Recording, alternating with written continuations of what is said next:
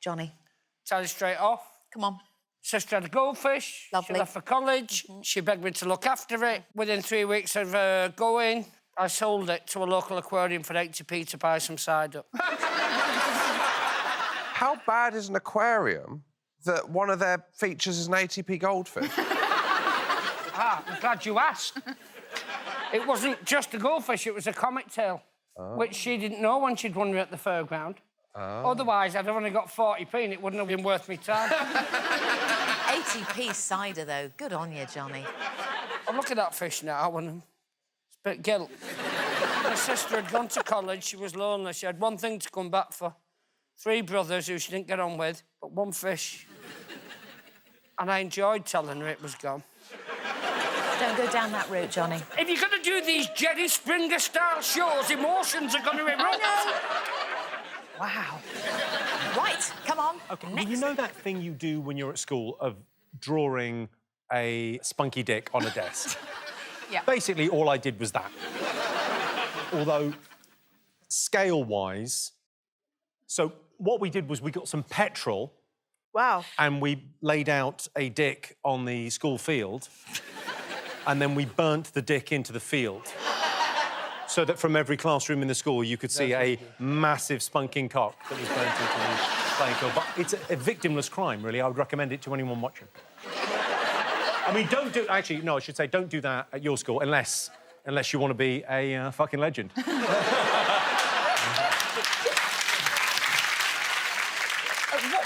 In the school day, did you manage to pull that off? Oh no, this was a nighttime affair. Stop it! It's not. You I thought can't do that in the day. It was in lunch break or something. Who do you think I am? Just wandered back in lunch, going, I've just got some petrol. I'm just going to burn a massive flaming cock into the playing fields. I'm sure everyone would be cool with that, right? Right? What was the punishment? Surely. Oh, we didn't get caught for that. What? There's no statute of limitations. You're admitting it now, so what will the punishment be? What are they going to do, take back my GCSEs? That's a great, great story. Well, to any viewers watching at home, if you do have a burning sensation on your penis, then do ring the number provided at the end of the show. It's very indicative, actually, of the patriarchal society that it was a burning penis that you decided to draw, Jimmy. What's wrong with a flaming vagina? Nothing, and I'm right here.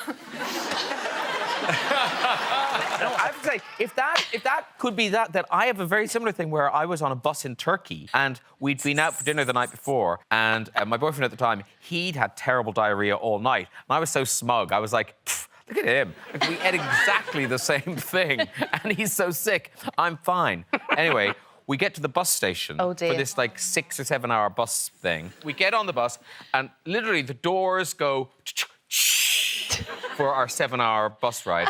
And I'm like, oh, no. Oh, no. No. And I remember holding on to the seat in front, just like the sweating like that, and just going, I'm in bits. And then finally, I just couldn't hold it anymore. What can you do? And so I shat myself on this bus in Turkey.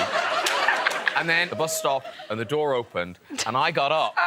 Nope. And everyone in the bus, because we were the only European, they all talked about, no, sit, this isn't the stop. And I sat down. No!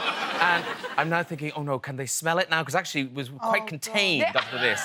And I look in the floor of the bus and there's just a little drop of shit. And I'm looking at it, and as I come up, I meet the eye of the person on the other side of the eye who was also looking at the shit. Yeah. So maybe, I don't know, is the bus driver in there? Yeah. I'm absolutely exhausted after that. What is your informative wrongdoing? When I was growing up... It's bad, I can tell. Yeah. You know what?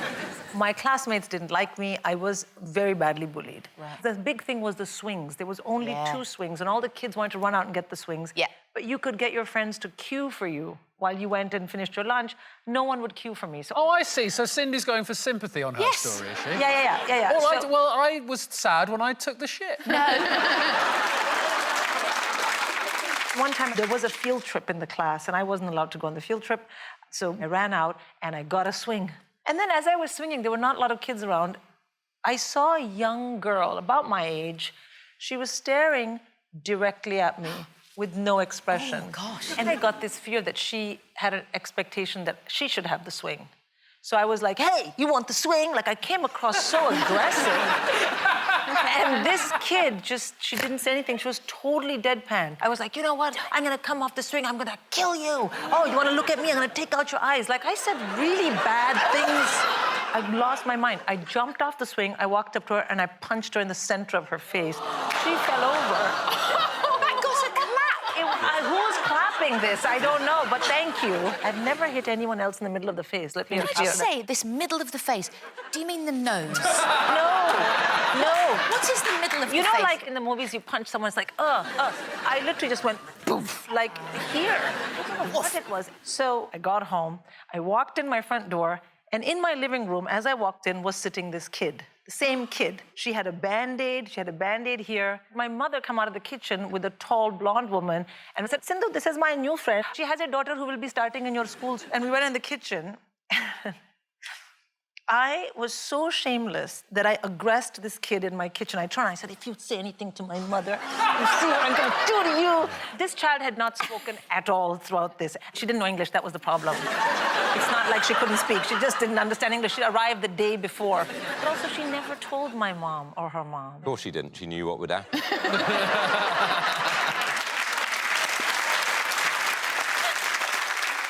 No, That's what you've got to do to Sanders, break her. Already done, Richard. Nice. The next round is damning evidence, and this is the round that really sets us apart from, you know, a podcast, because there's actually something to look at. We'll present the panel with a series of evidence, and as soon as you can think of a story you have that relates to that there evidence, buzz in. There are minus points available for every story. Right then, time to bring on the first item, using the time-honoured method of flying it in on a massive drone. Be warned, gang, it really is very threatening. Bring on the drone. Come to me, my beauty. Frightening, isn't it? No, it's arousing. It looks like it's got a gun on it.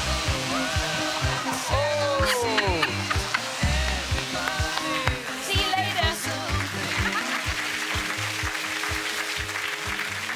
Who the hell is controlling that thing? Because it was so... it was so up in my face, I wanted to quickly go to my room and check my passport, because that thing was acting like it was going to fucking deport me. Should they not be above a wedding in Helmand province?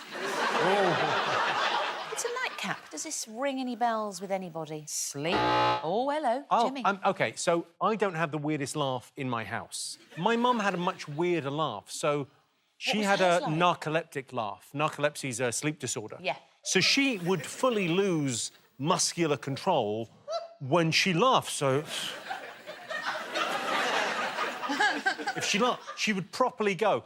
And so, I mean, paging Dr. Freud, I think it's why I'm a comedian, because I was very incentivized to make her laugh when I was a kid. Yeah, of course. Because if she walked in with a tray of teas, if you could say shit funny enough, fucking bastards, fuck yous, and she'd be gone, it'd be everywhere. So we used to do a thing when she was driving of, like, fucking with her and, like, telling funny stories, and she would, like... No! That is mean. Your poor mum. She would have been on this show, but the fee was not right. Also, we would have needed Derek Accord. Is it just me that thinks it's weird? Derek Accord has been dead like 18 months. We've not heard a word from him. Is he dead? I didn't even know he died. Is he dead? What a way to fucking hear. I saw a ghost once, guys. Oh, my God. Oh, fun fact. No, you didn't. Did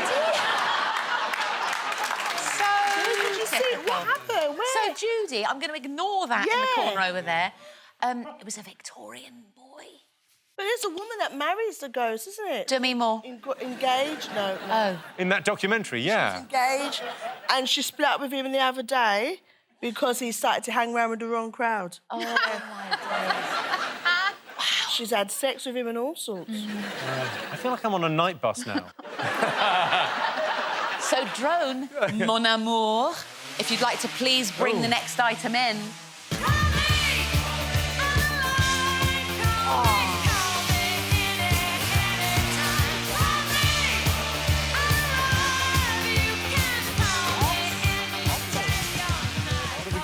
Mobile phone, gang. It's a mobile phone. Oh, someone is straight in there. when I went to New York and I was staying in this really luscious hotel, I didn't really like my room. So I phoned up and was like, oh, I just wanted to make sure that, you know, because paparazzi might come, can you just ensure that there's complete safety here? And no one does answer me because obviously I am a critic from the Hotel Establishment Award Society. They bought that? They bought that. And basically, they upgraded me to, like, business class suite. And how long did you stay there, Judy? For 5 days in a business class suite. I used to review films I hadn't actually seen. There was a film called The Lake House that came out, starring Keanu Reeves and Sandra Bullock. And I was eating outside a restaurant in central London and I saw this film critic PR person I knew and she said, I saw her, I went, hey, how are you? I said, what are you doing here? She said, oh, we've got a party downstairs. Keanu Reeves is there and Sandra Bullock is there. It's for the movie The Lake House. And I said, God, I'd love to go to that party after dinner. What's the film like? And she said, you reviewed it yesterday. Oh, no! And I said, right. Knowing I've been caught out, and I said, oh, what did I think to it? She said, you didn't think it was very good. No, you didn't. I said, that's... So she called you out and you didn't get into the party? I did not get into the party, no. Nice. Wow. And you was getting paid for this? All right, There you go. That's called fraud. And what are you fraud? It's called fraud. Fraudsters. Next prop, please. Bring on the drone.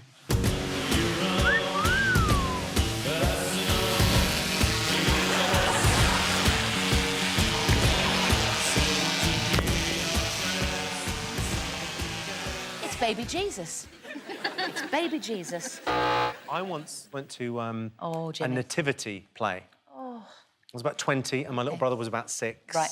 And my little brother was actually fantastic. He sort of had these little lines and he had them all memorised. It was great. And one of his classmates, when it came to he was playing Joseph and he was meant to say there's no room at the inn. But he got slightly confused when it came to be his turn and he just said his name. What, Joseph? He just said, Marcus Fernandez Dwyer. And then the teacher went, no, say your line. And he went, Marcus Fernandez Dwyer. And I've never laughed more. And my laugh pulls focus in a room. So what had happened was he'd looked at the little script and in his little head he thought, I just say that bit. He'd learned the wrong bit. And he just kept saying his name? He just learnt his name 6 times. And it was, obviously, the first time it was, like, funny, and then the 6th time, I think I've still got the bruise on my arm from the dead arm my other brother gave me to stop me from fucking laughing. So what happened? We fell about laughing, and all the other parents stared at us, and fuck them. Was he later in the film Spartacus? Drone, I'm ready for you. Plop another prop, please. Cue the drone.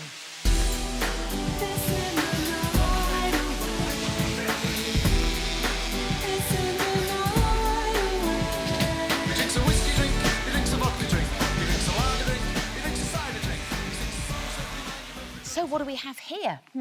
It's yellowy coloured in a plastic bag. I'd say that might be a bag of piss. Come on, Judy.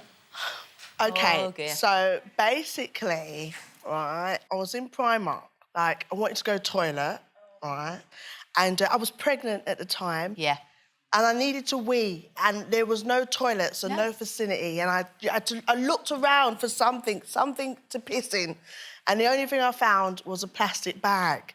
So I had to crouch and wee in the plastic bag. And then I tied it up, and I thought, OK, I'm going to take it with me. And as I came out, the bag kind of leaked. Oh, my God, And as I was walking, the wee was dropping out, and I just trickled along with the piss. I weed in a bag, actually, in a big plastic bag on a train once. It was an Interrail train, 1988, and we were heading down to Sicily. We were interrailing. Nice. And, all the blooming loo doors were locked. This is what I'm saying. Every single one on the ruddy train. So I thought, well, I've got to go somewhere. Plastic bag, tied it up. Tied it up? Left it in the corridor. Oh! Got off at Messina station. Did you have a coin on you? Because you can just open those toilets with a coin. It was 1988. Those things didn't exist. Coins? Coins? The only embarrassing pee story I have, I once had a thing where I was getting up in the night to pee and I thought, oh, maybe I've got a bladder infection or something. So went to see this doctor and he said, well, we're going to have to examine your bladder. So he said, oh, we're going to get a camera and we're going to go in through your... urethra. Urethra. And I thought, well, no problem at all, because it's going to be like the width of a human hair. It's going to be one of these things, like a biro. And then you think it sounds a little bit painful, something the size of a biro in your urethra. That sounds a little bit... But, that's horrible. No, the horrible bit's about to come, because when they take it out, they go, well, it's going to be a bit... And you don't want to look down at your new mangina, because... I went to have the gynecologist. I think I had, like, ovaries or something, right? And... That's normal, Judy. And you know what this doctor said to me? You've got a beautifully shaped vagina. Wow. At the time, I didn't think anything of it, but it's not until a few days later I thought to myself, fucking hell, I should have got his number, shouldn't I?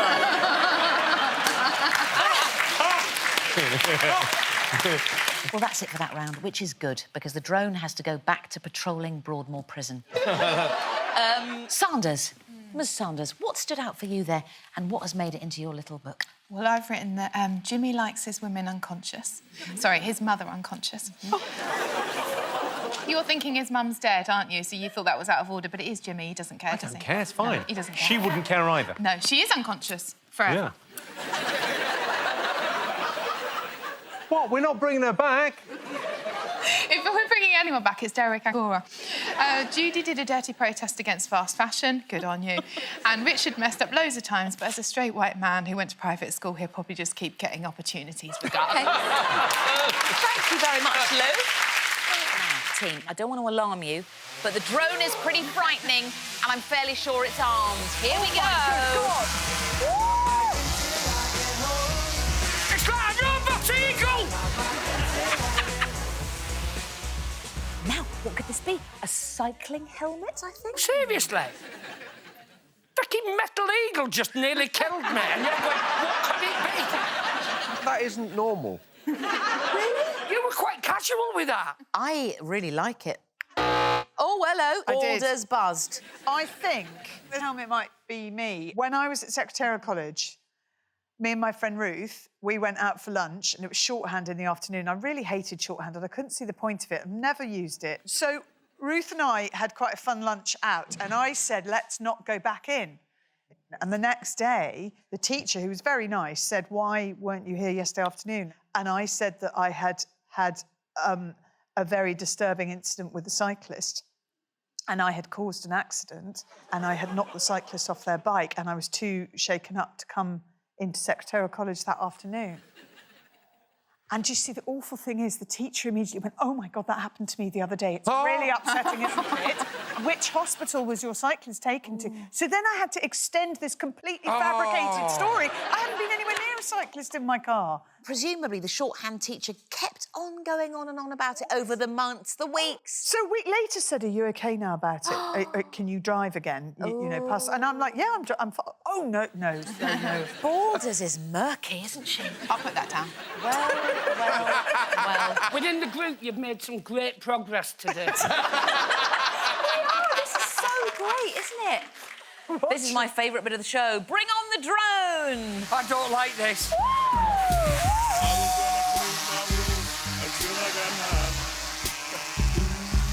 Right. What the drone has purveyed is, well, it's a bloody doobie, isn't it? It's a ruddy, great, big old blunt. It's a joint. Is it? It's a joint. Yes, Oh, don't pretend you don't know that's a joint, Boulders. Boulders. You were giving me blowback before the show. We were getting high. Gosh, yes. Oh, bloody well, take this one. Guilty as charged, Your Honour. Yeah? Wow. From the Rolodex of anecdotes I've got referring to the herb. I've got a few, actually. Well, just choose one. OK. And make it quite short. Oh, OK. Do you know what? It's the same place as the Chico anecdote. No. Same green room, same time, different Friday. Yeah? And it's another prank. Right? It's another drunken prank. To Chico? No, not to Chico, to a comedian that shall remain nameless. Richard Madeley. Comedian. Oh. My agent was there, and she left her phone unattended, her mobile. The comedian wasn't there, but he's with the same agent, and he's a very good friend of mine. And the week before, he had, at an event I wasn't at, smoked a strong spliff and whiteyed and fallen over and cut his chin. Had to go to hospital. And I got her phone and I sent him a text to tell him that the tabloids had got hold of the story. As if from the agent. As if from the agent. As if from the agent. He went to public school. And in the text, I said, just to let you know, the Daily Mirror have got hold of the story about you with the headline, "From Blue Blood to Green Grass." That's good. And I didn't tell her I'd done it, and she woke up to 20 missed calls from him. No. You little prankster, Josh Widdicombe. Yeah. Right, there's only one thing to do. Bring in the drone, please. Float in another prop. Come on. Come on, baby. A bottle of champs. Who could this be? Oh, hello, Baldy. Yes, it must be me. When I was riding in races as an amateur jockey, we weren't allowed to win money, but we could win things. So I won a car. I won my first car riding in races, a little red Mini. The other thing I managed to win was my weight in champagne. Oh, that's excellent. Now, I was heavier than all the other jockeys, like, just by accident. I didn't try to be, but I was. And it was always quite a struggle to even ride in a race. But when it came to the weigh-in for the champagne, I was considerably heavier than they were expecting me to be. I got a whole nother half a case of champagne out of them. Lanson champagne. It did my 21st birthday party. My weight in champagne. And how did you get on? I put a whole load of lead in my pockets. Yes. Of course I did. Boulders is letting it all rip in our group therapy tonight, isn't she? Yeah, I feel so much better for it. She's pleased at her I am. wrongdoings. I thought that was quite ingenious, actually. I'm quite proud of that. The fact that the really sad thing is they pulled out the sponsorship the following year, and I feel really bad about that. There she blows.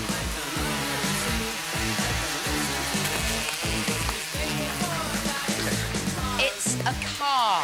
Oh, hello, Ed. What have we got? In 2007, I committed a series of hit and runs. I'm really trying to win this game.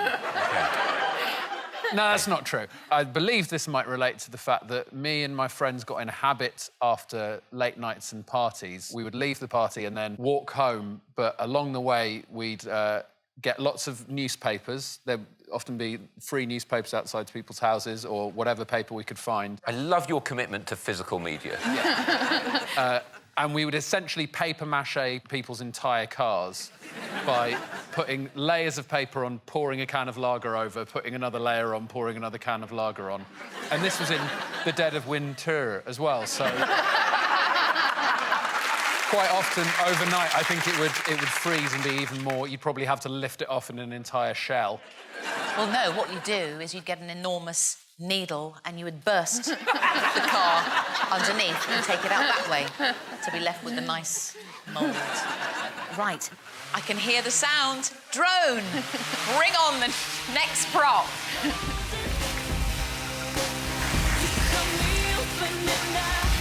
And away she blows. The drone has deposited a female hygiene item, the tampon. Sindhu. So, I was at university. It was summer. Summer. It was summer. Yep. And one of my friends was house-sitting a very large, very expensive house. Like, it was a piece of... Like, it was a special house, and it belonged to one of the professors. And he invited us over for dinner. And I said, where's the bathroom? He said, it's just on the floor over there. And don't go further up because there's so many important things in the house, and I just want to, you know, be totally clear. And then I went up and I thought, I mean, he's always a bit cautious, you know? And I thought, cautious, Steve, forget him. So I went over to the bathroom. And not only did I have to pee, I had to change my tampon, so I did. I flushed my tampon. And I came down, and he said, you were gone for a long time. And I was like, dude, what do you, got to watch? Serve the dinner. So he did. And we sat and we ate. And then we heard a little, because it's an old house, we heard some pipes. And then we left. And then the next day, Steve didn't come to class and we didn't know what was going on. But then it turned out that in the middle of the night, while Steve was sleeping, the east wing of the house came down.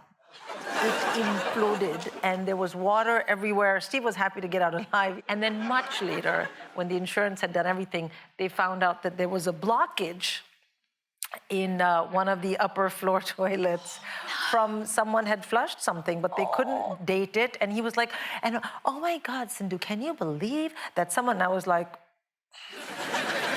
I didn't tell him until I came to England to work. And the first time he came here, I said, you know what, it was my time.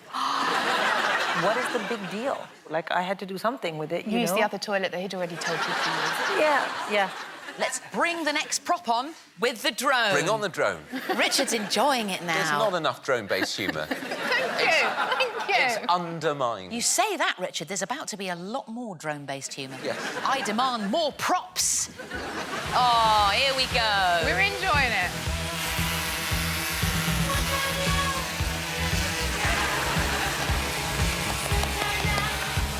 Nice, beautifully done, thanks. So we have in front of us a wine glass. My story is not a good one. Go on. I guess I don't need to say that. I was a waiter, and at a wedding, there's a tray of champagne. I had to hold it. They were very late coming over for their champagne, the people. The bride and the groom. That's them. They were too long. Too long. I do, you do, Yeah. off you go. Yeah. Tray went up with all of the drinks on them. And can I guess what you're going to say?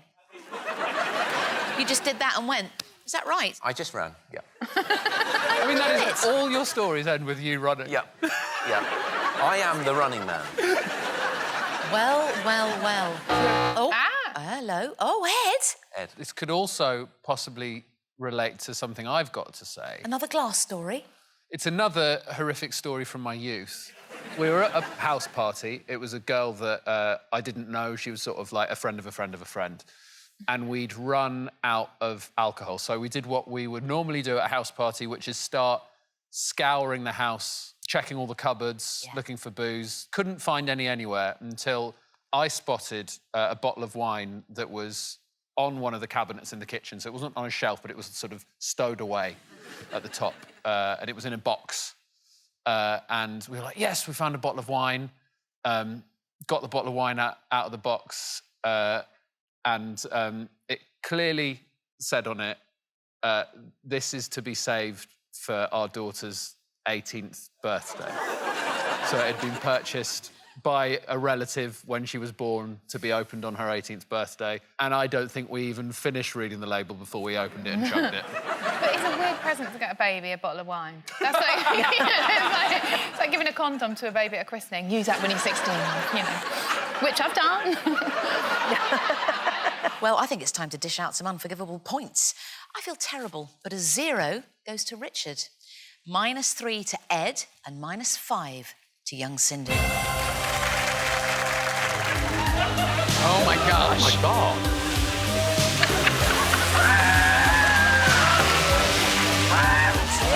Oh, my God. Graham Norton. So just a used condom. I say, Mel. Yes, Graham. Yes. So what happened was... So I think that might be me. And this is a kind of a horrible story, and it happened a while ago. I must stress it happened a while ago. So in my life, there was a gentleman caller. Yeah. And morning, bye-bye, off we went. Yeah. And I went upstairs to clean up some of the debris. It's the things you don't want the cleaner to find, you know. And so I was tidying up, and there was one particular part of the debris I couldn't find. And I looked in the bin, looked in the toilet, couldn't find it. To the point where I actually called him. Gotta go, you don't know what happened to that bit of debris, do you? And anyway, he didn't. Mystery. It was a mystery. That's what I put it down. I put that is a mystery. So that was on, say, Tuesday morning, something like that. Oh, wow. On the Wednesday morning, I'm out with my dogs, and one of my dogs has got a big Labradoodle. And he was doing his business. So he did his business, and you're ahead of me. Yeah.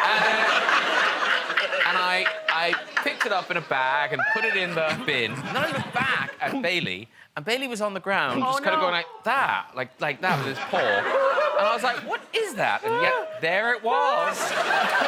It was like a kind of big ghost finger hanging out of the back of him. Oh, my God. And so, I'm like, however stretchy you think they are, they're way stretchier than that. I was on the other side of the park pulling this thing out of him. And what makes it worse, it was like going to school time. So like mothers and children walking by, and you're going, no, I did not fuck my dog. I don't care what your mother says. Oh dear, that's good. That's very good. Right. Bring on the drone, please. Let's have the next prop. Come fly with me, let's fly away. Oh, that's quite heavy. That's good. Oh, Alex. You killed someone. You finally did it, Alex. It's the girl. The earliest story about the girl. Finally got her in that hole. I was about 16, and we were at a funeral, and at the time, I just had an operation done. I was in a wheelchair because I couldn't use crutches, so they kind of wheeled me up into the edge of the aisle after the coffin's gone down the end. I wasn't, like, part of the procession. So I'm just there in my little wheelchair, and I had, like, a little micro-sleep. But, like, being of the age I was, every time you wake up, you get morning glory. So I've kind of had this micro-sleep, and first of all, I thought, fuck, oh my God, I've fallen asleep, has anybody noticed? But then, this erection that I had was just like a... I mean, you know, like, men have, like, thousands of erections, and there's loads of them that pass you by and you don't remember. This one, it was just good. It was so It was a keeper. strong. It was so strong. Yeah. And I'm there, and it's just like, oh my God. I was like panicking. And you know, you're told, like, when you have an erection, you want to get rid of it. Think of something grim. But when you've had one in a funeral, you've got nowhere to go. A lovely send-off, though. A lovely send-off. Do you know what, though? Waving goodbye. If that's how I go, then do you know what? I'll have done well. Do you know what? I want everyone at my funeral to have a massive old stonk on, and that's why I'm having an open casket. Well done. Did anyone say anything, though, Alex? My stepdad, Keith. Keith, again. I was kind of looking around, wondering why I was shuffling around at one of his family members' funerals. Oh, Keith, stick. We're laughing, but so far he has almost killed 2 people and giggled through the retelling and gotten a boner at a funeral. He is a psychopath. Yes. This episode is going to be evidence one day. No, you're absolutely right. Wrong gong there. You've won this whole series. Yeah. Now, have we got time for another drone? Of course we ruddy do.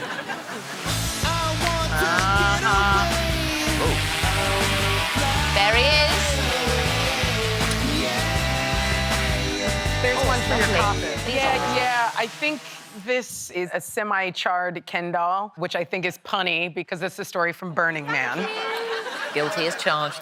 So I spent the evening with this guy I met at a bar at Burning Man, because that's what you do. Like, Hang on, Burning Man is a festival, right? Yes, exactly. Yeah. It's this event that happens in the desert in Nevada, and it's a lot of public art. We get to a sex story now. Yes. Okay, good. Toward the end of the week, I'd gone to this bar, I was sitting there. I wound up talking to this guy. Finally, we get into this and it's basically, it's like an American toilet, you know, where it's like they cover most of it, but then there's a space at the bottom, right? But it was a sculpture. So we got in there at nighttime, we're making out. I get down there bobbing for bananas or whatever. And the sun came up. So basically, at some point, all you could see was just my bottom and, like, obviously someone doing this motion in there. Oh. And then we came out when we were done, and everyone's like, hey, good on ya. And I'm...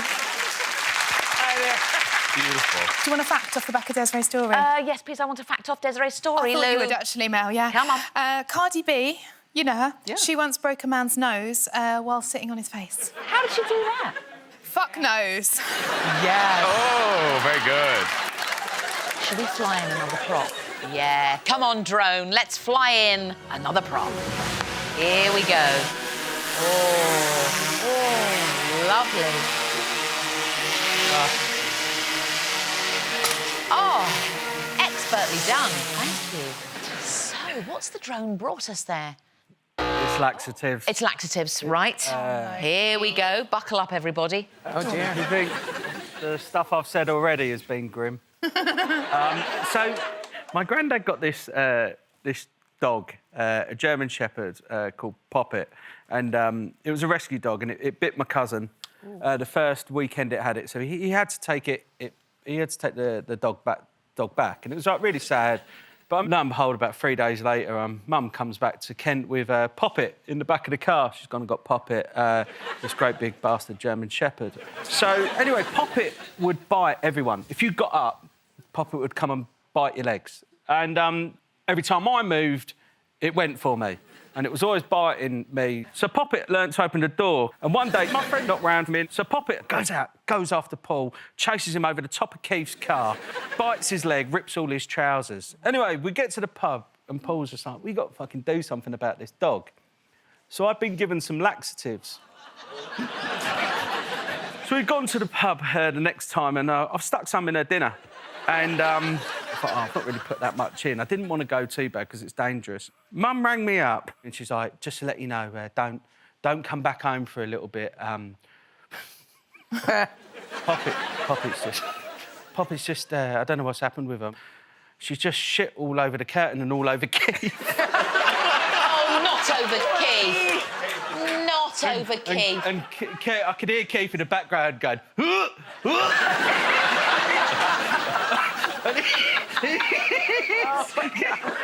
And I get, people say, get a rescue, don't get new, but don't.